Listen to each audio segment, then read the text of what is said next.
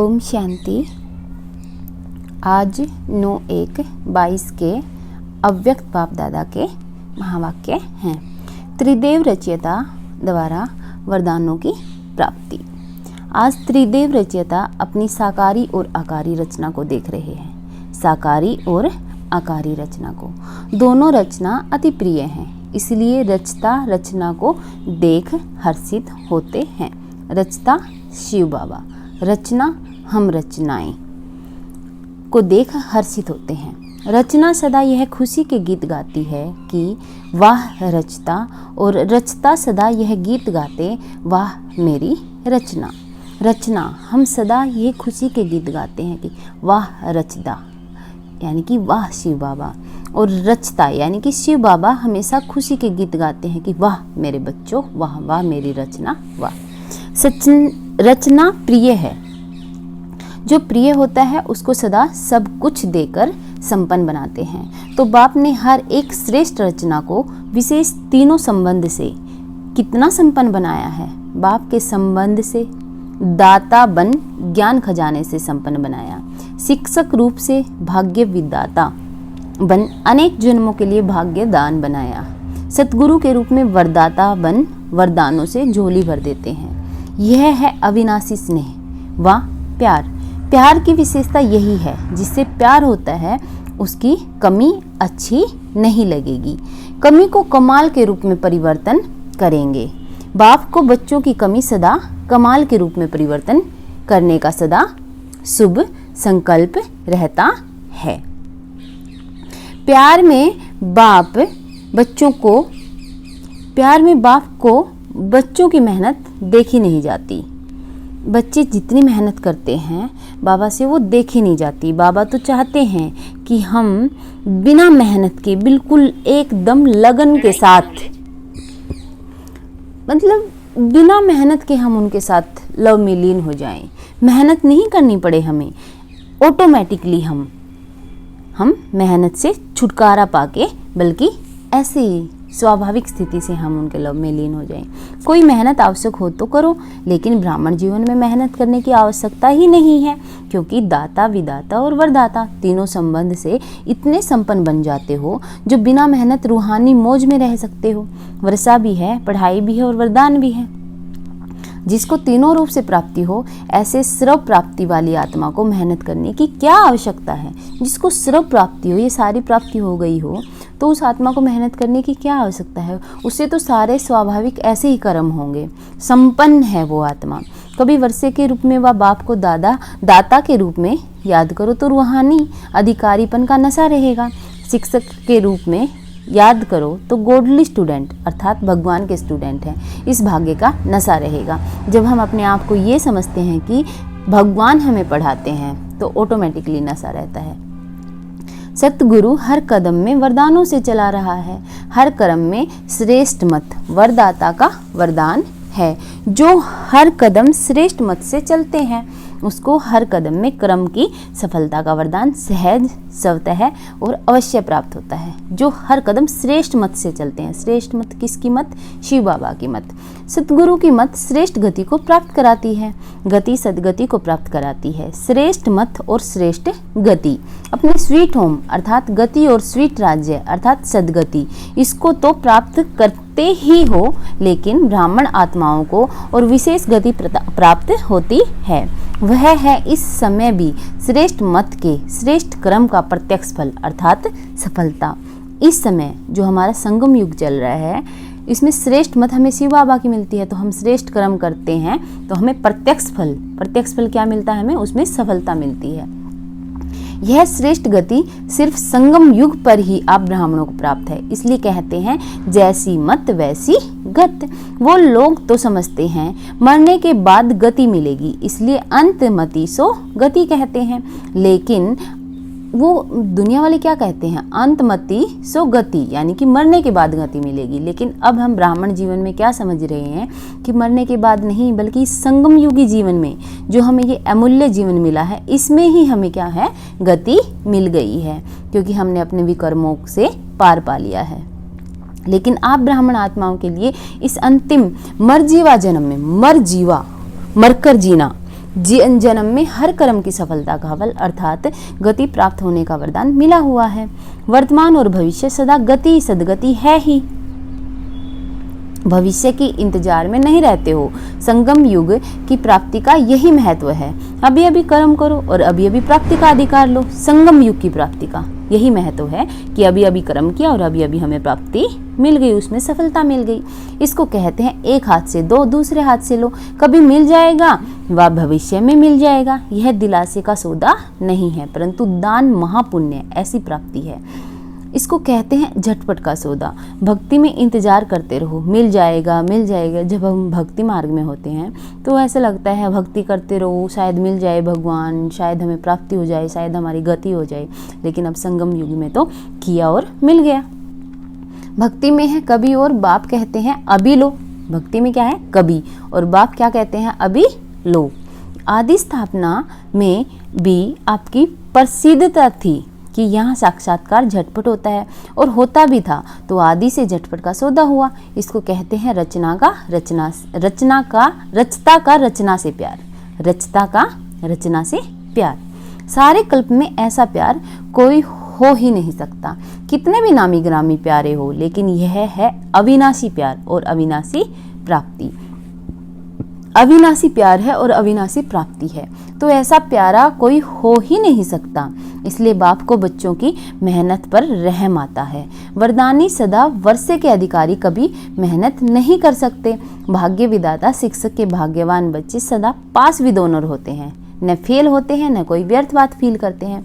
और भाग्य विधाता शिक्षक के बच्चे, भाग्यवान बच्चे पास विद ऑनर होते हैं। पास तो होते ही हैं, लेकिन विद ऑनर होते हैं, ना वो कभी फेल होते हैं, न ही कोई व्यर्थ बात फील करते हैं।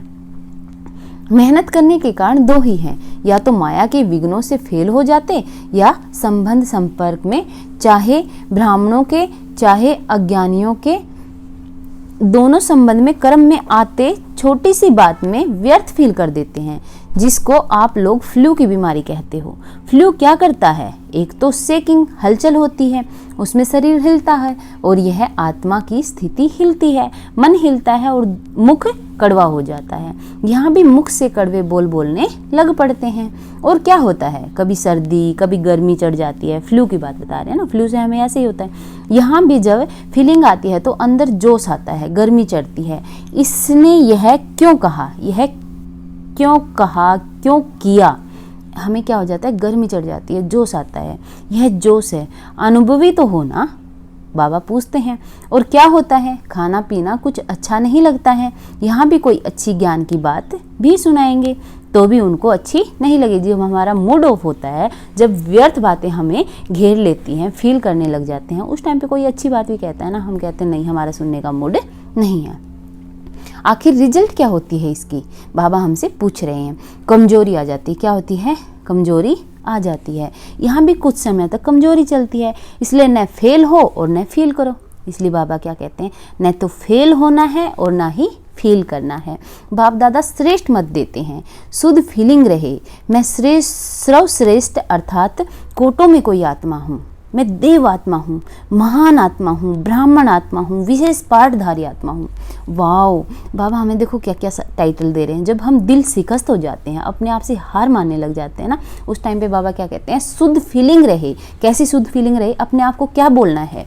मैं सर्वश्रेष्ठ, सबसे श्रेष्ठ, कोटों में कोई आत्मा, करोड़ों में कोई आत्मा, मैं देव आत्मा, जिस आत्मा को बाबा ने चुना है, भगवान ने, परम पिता परमात्मा ने आकर चुना है। मैं देव आत्मा हूँ, महान आत्मा हूँ, ब्राह्मण आत्मा हूँ, विशेष पाठधारी आत्मा हूँ। विशेष पार्ट है मेरा इस ड्रामा में, वो मैं प्ले कर रहा हूँ यहाँ पे। इस फीलिंग में रहने वाले को व्यर्थ फीलिंग का फ्लू नहीं होगा, कभी भी व्यर्थ फीलिंग का फ्लू नहीं होगा। इस शुद्ध फीलिंग में रहो। जहाँ शुद्ध फीलिंग होगी वहाँ अशुद्ध फीलिंग नहीं हो सकती। जहाँ पे शुद्ध फीलिंग होगी वहाँ पे क्या होगा? अशुद्ध फीलिंग नहीं हो सकती। तो फ्लू की बीमारी से अर्थात मेहनत से बच जाएंगे और सदा स्वयं को ऐसा अनुभव करेंगे कि हम वरदानों से पल रहे हैं, वरदानों से आगे उड़ रहे हैं, वरदानों से सेवा में सफलता पा रहे हैं। मेहनत अच्छी लगती है, वह मेहनत की आदत पक्की हो गई है। बाबा हमसे पूछ रहे हैं, क्वेश्चन मार्क है। मेहनत अच्छी लगती है, वह मौज में रहना अच्छा लगता है। बताओ क्या अच्छा लगता है? मेहनत तो किसी को भी अच्छी नहीं लगती, मौज में रहना अच्छा लगता है। मेहनत मतलब ये नहीं कि हम कुछ करें ही ना, मतलब जो करें उसको मौज में करें, कहने का मतलब ये है। एक हम हार्ड वर्क करते रहें, उसका आनंद ना ले, लेकिन जो काम कर रहे हैं उसका आनंद लें, तो वो मौज में रहना हो गया ना। कोई कोई को मेहनत के काम बगैर और कोई काम अच्छा नहीं लगता है। उनको कुर्सी पर आराम से बिठाएंगे तो भी कहेंगे हमको मेहनत का काम दो। यह तो आत्मा की मेहनत है, और आत्मा 63 जन्म मेहनत कर थक गई है।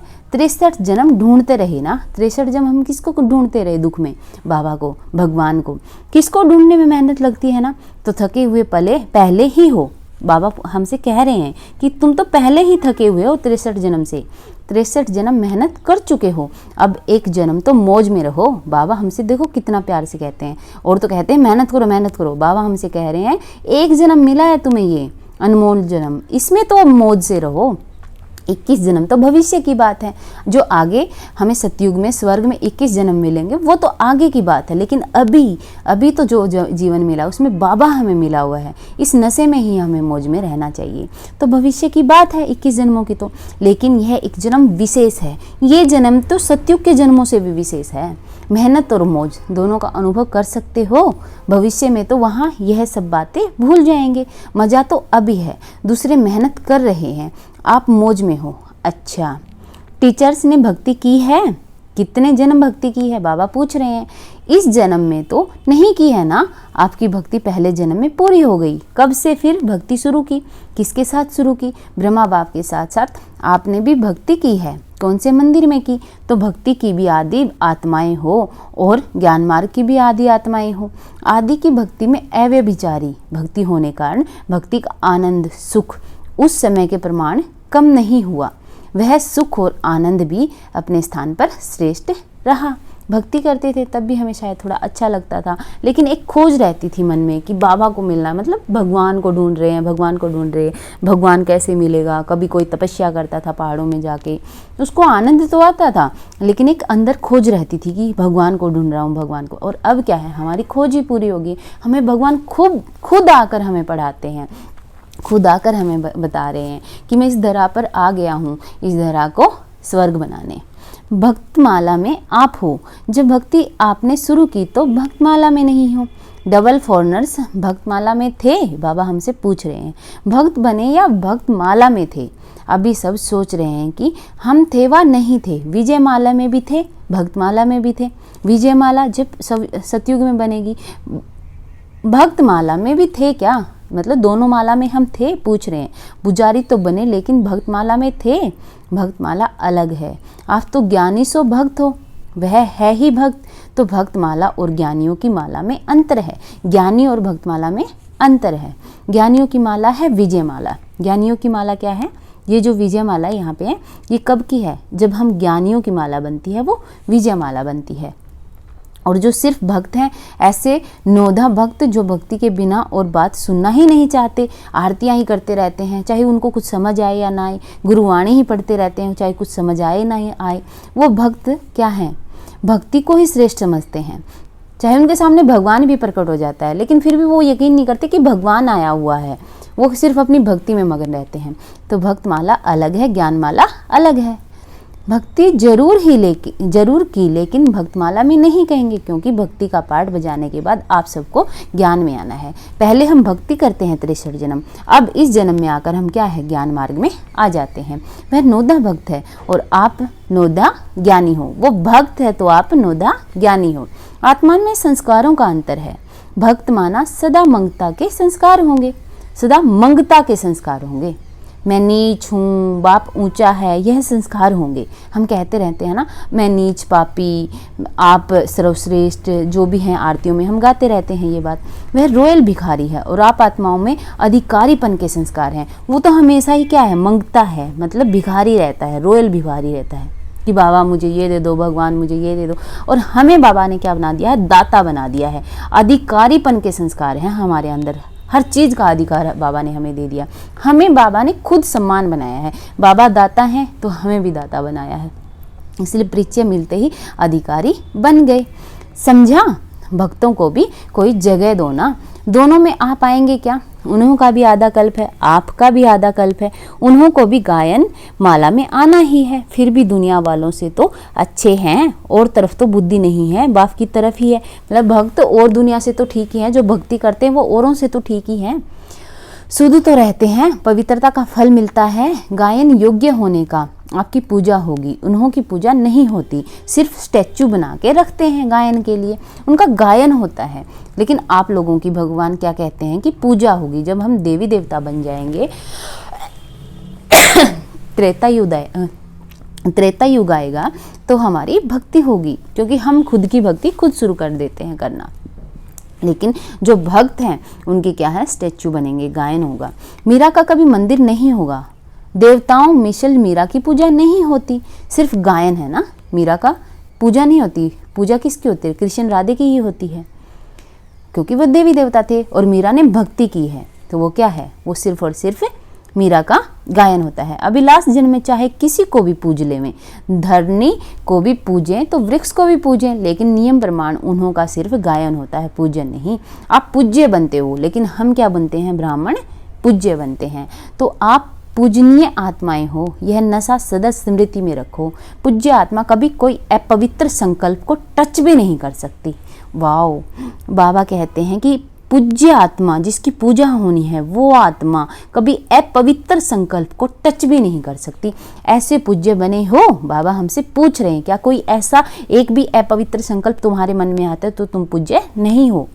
अच्छा, चारों ओर के वर्षे के अधिकारी, वर्षे के अधिकारी, मेरी जमीन जायदाद के अधिकारी, आत्माओं को सदा पढ़ाई में पास विद ऑनर्स होने वाले, सदा ही हमें पास तो होना ही है लेकिन विद ऑनर्स, सदा वरदानों द्वारा वरदानी बन औरों को भी वरदानी बनाने वाले, ऐसे बाप शिक्षक और सतगुरु के प्यारे, सदा रूहानी मौज में रहने वाले श्रेष्ठ आत्माओं को बाप दादा का याद प्यार और नमस्ते। हमारा भी बहुत सारा बाबा को प्यार और नमस्ते। पंजाब राजस्थान ग्रुप आया था। सदा अपने को होली हंस अनुभव करते हो। होली हंस अर्थात समर्थ, और हंस क्या होता है, होली हंस होता है समर्थ और व्यर्थ को परखने वाला, समर्थ और व्यर्थ को परखने वाला। वह जो हंस होते हैं वो कंकड़ और रतन को अलग करते हैं, मोती और पत्थर को अलग करते हैं, लेकिन आप होली हंस किसको परखने वाले हो, समर्थ क्या है और व्यर्थ क्या है, शुद्ध क्या है और अशुद्ध क्या है। जैसे हंस कभी कंकड़ को चुग नहीं सकता, अलग करके रख देगा, छोड़ देगा, ग्रहण नहीं करेगा, ऐसे आप होली हंस व्यर्थ को छोड़ देते हो और समर्थ संकल्प को धारण करते हो। अगर व्यर्थ आ भी जाए तो धारण नहीं करेंगे, व्यर्थ को अगर धारण किया तो होली हंस नहीं कहेंगे। व्यर्थ अगर आ भी जाता है तो उसको धारण नहीं करेंगे, बीती सो बीती कर देंगे। वह तो बुगुला धारण करता है, व्यर्थ तो बहुत सुना बोला किया, लेकिन उसका परिणाम क्या हुआ, बाबा पूछ रहे हैं हमसे। गंवाया, सब कुछ गंवा दिया ना, तन भी गंवा दिया। देवताओं के तन देखो और अभी के तन देखो क्या है। हमने इतने साल 63 जन सब कुछ व्यर्थ ही सुना बोला, तो हमने क्या किया, देखो देवताओं को कितने सुंदर शरीर होते हैं, हमने तो शरीर भी गंवा दिया। कितना अंतर है, जवान से भी अच्छे हैं तो तन भी गंवाया, मन का सुख शांति भी गंवाया, धन भी गंवाया। आपके पास कितना धन था, हम सोने के महलों में रहते थे, अथाह धन कहाँ गया, व्यर्थ में गंवा दिया। अभी जमा कर रहे हो या गंवा रहे हो, बाबा हमसे क्वेश्चन पर पूछ रहे हैं। अब हम जमा कर रहे हैं या गंवा रहे हैं। होली हंस गंवाने वाला नहीं, जमा करने वाला। अभी 21 जन्म तन भी अच्छा मिलेगा और मन भी सदा खुश रहने वाला होगा। धन तो ऐसे होगा जैसे अभी मिट्टी है, अभी मिट्टी का भी मूल्य हो गया है, लेकिन वहाँ रत्नों से तो खेलेंगे, रत्नों से मकान की सजावट होगी। तो कितना जमा कर रहे हो, जिसके पास जमा होता है उसको खुशी होती है, अगर जमा नहीं होता तो दिल छोटी होती है, जमा होता है तो दिल बड़ी होती है। अभी कितनी बड़ी दिल हो गई है, तो हर कदम में जमा का खाता बढ़ता जाता है, या कभी कभी जमा करते हो। बाबा हमसे पूछते हैं हर कदम में जमा करते हो या कभी कभी ही जमा होता है। अपना चार्ट अच्छी तरह से देखा है, ऐसे समय पर भी कभी कभी व्यर्थ तो नहीं चलता जाता। अभी तो समय की वैल्यू का पता पड़ गया है ना, समय की वैल्यू का पता पड़ गया ना, एक एक सेकंड कितना वैल्यूएबल है इस कॉन्फ्लुएंस एज में, संगम युग में। संगम का एक सेकंड कितना बड़ा है, संगम का एक सेकंड कितना बड़ा है, क्योंकि संगम पे जो मेहनत करेंगे वही पूरा कल्प 5000 वर्ष चलेगी। कहने में तो आएगा 1-2 सेकंड ही तो गया, लेकिन एक सेकंड कितना बड़ा है यह याद रहे तो एक सेकंड भी नहीं गवाएंगे। सेकंड गवाना माना वर्ष गवाना, संगम के एक सेकंड का इतना महत्व है। तो जमा करने वाले हैं, गवाने वाले नहीं, क्योंकि या तो होगा गवाना या होगा कमाना, दो ही काम हो सकते हैं, या तो गवा सकते हैं या कमा सकते हैं। तो एक एक सेकंड कितना कीमती है। आज बाबा ने हमें समय की कीमत बताई। कौन से समय की? संगम जो अभी चल रहा है, आत्मा और परमात्मा का जिस संगम में मिलन हुआ है, उस संगम युग की एक एक सेकंड का महत्व हमें बताया है। सारे कल्प में कमाई करने का समय अभी है, पूरे 5000 वर्ष की कमाई करने का समय सिर्फ अभी है। तो होली हंस अर्थात स्वपन में, संकल्प में भी कभी व्यर्थ गवाएंगे नहीं। होली अर्थात सदा पवित्रता की शक्ति से अपवित्रता को सेकंड में भगाने वाले। होली हंस क्या होते हैं? सदा पवित्रता की शक्ति से अपवित्रता को सेकंड में भगाने वाले, न केवल अपने लिए बल्कि औरों के लिए भी, क्योंकि सारे विश्व को परिवर्तन करना है ना। पवित्रता की शक्ति कितनी महान है यह तो जानते हो ना। पवित्रता ऐसी अग्नि है जो सेकंड में विश्व के कीचड़े को भस्म कर सकती है। संपूर्ण पवित्रता ऐसी श्रेष्ठ शक्ति है। अंत में जब सब संपूर्ण हो जाएंगे तो आपके श्रेष्ठ संकल्प में लगन की अग्नि से यह सब कीचड़ा भस्म हो जाएगा। योग ज्वाला हो, अंत में ऐसे धीरे धीरे सेवा नहीं होगी। सोचा और हुआ, इसको कहते हैं विहंग मार्ग की सेवा, विहंग फास्ट सर्विस। अभी अपने में भर रहे हो, फिर कार्य में लगाएंगे। जैसे देवियों के यादगार में दिखाते हैं कि ज्वाला के असुरों को भस्म कर दिया, असुर नहीं लेकिन आसुरी शक्तियों को खत्म कर दिया। यह किस समय का यादगार है? अभी का है ना, कि जैसे हम नाटकों में देखते हैं, सीरियल्स में देखते हैं कि देवियों ने क्या किया, असुरों को भस्म कर दिया। तो वो इस समय का ही गायन है कि हम अपनी क्या है, असुरी शक्तियों को हम अपनी योग बल के से, योग ज्वाला से हम जला रहे हैं। तो ऐसे ज्वालामुखी बने हो, ऐसे ज्वालामुखी बने हो आसुरी शक्तियों को जलाने वाले। आप नहीं बनेंगे तो कौन बनेगा? तो अभी ज्वालामुखी बन आसुरी संस्कार, आसुरी स्वभाव सब कुछ भस्म करो। अपने तो कर लिए हैं ना, या अपने को भी कर रहे हो? अच्छा, पंजाब वाले निर्भय तो बन गए, डरने वाले तो नहीं होना। ज्वालामुखी हो, डरना क्यों? मरे तो पड़े ही हो, फिर डरना किससे? और राजस्थान को तो राज्य अधिकार कभी भूलना नहीं चाहिए। राज्य भूल करके राजस्थान की रेती तो याद नहीं आ सकती है, याद नहीं आ जाती। वहाँ रेत बहुत होती है ना, तो सदा नए राज्य की स्मृति रहे।